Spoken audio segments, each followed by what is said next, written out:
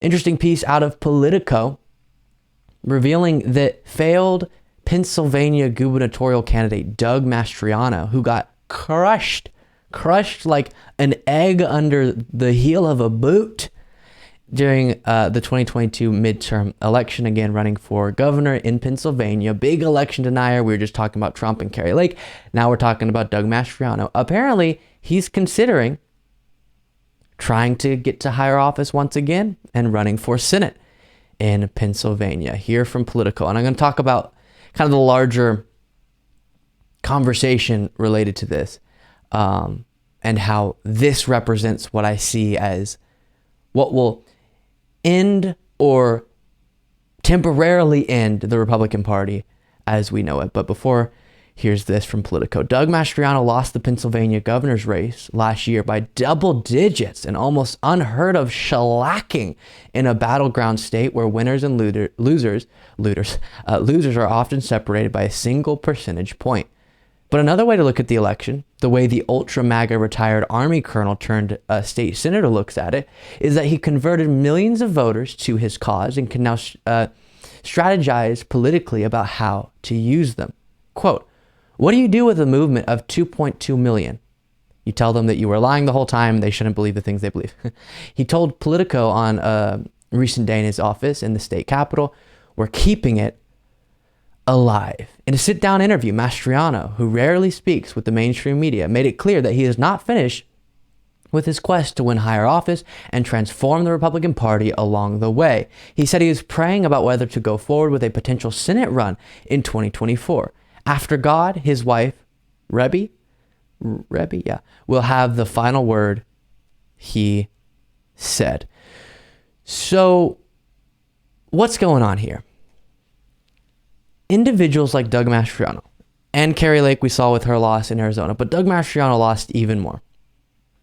What happens is because there's a large portion of the Republican Party that is fully in the election denying camp, is completely hardcore MAGA, that portion of the Republican Party, I don't have an exact percentage for you, but a clear majority is able to have candidates win in the primary.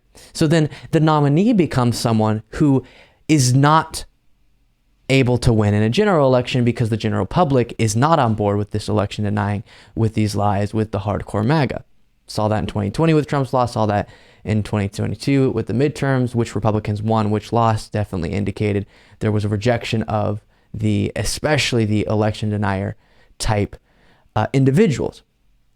So what's going to keep happening within the Republican Party is, because of this large portion of the party being election deniers, being hardcore MAGA, these candidates, these radical candidates, will keep winning the primary and getting the nomination and then losing in the general. Because like I said, general public is not on board, which I think is going to be the destruction of the Republican Party. Now, eventually, it just has to, if they don't end up successfully breaking down our democratic processes in America, then they will end up eventually losing so much that the Republican Party has to change. But it's going to cause a destruction before it actually changes. And we're going to see this for a while, where the Republican primary, you see an election denier prevail, and then the general election, they lose, hopefully.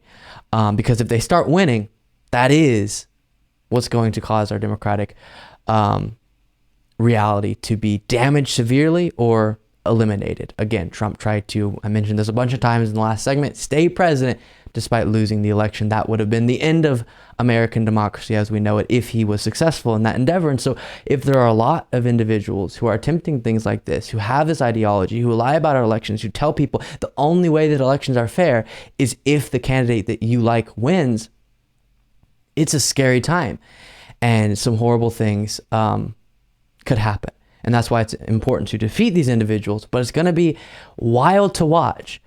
It's in the short term satisfying to watch election deniers get defeated, but we can't forget how sad it is that these are the individuals who can win the nomination in one of the major parties. And so I think if Mastriano ran for Senate, he could get the nomination within the Republican primary, but then would once again get crushed in the general, again, I say hopefully, this is my analysis, doesn't mean we shouldn't still do everything possible to make sure that indeed happens, make sure the Mastrianos of the world, the Carrie Lakes of the world, the Trumps of the world lose. And Trump, for example, has been rejected by the public, but still could have a chance, a good chance of winning in a general election, which blows my mind. It's horrible. Hopefully it won't happen, but it's a scary time. It's a really scary time.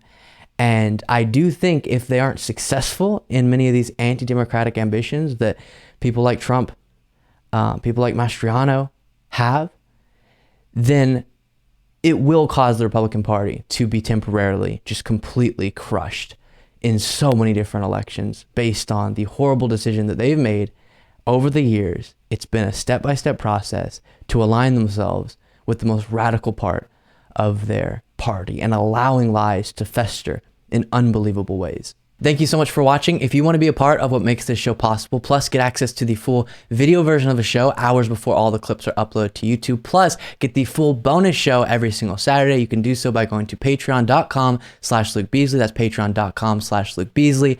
Link in the description.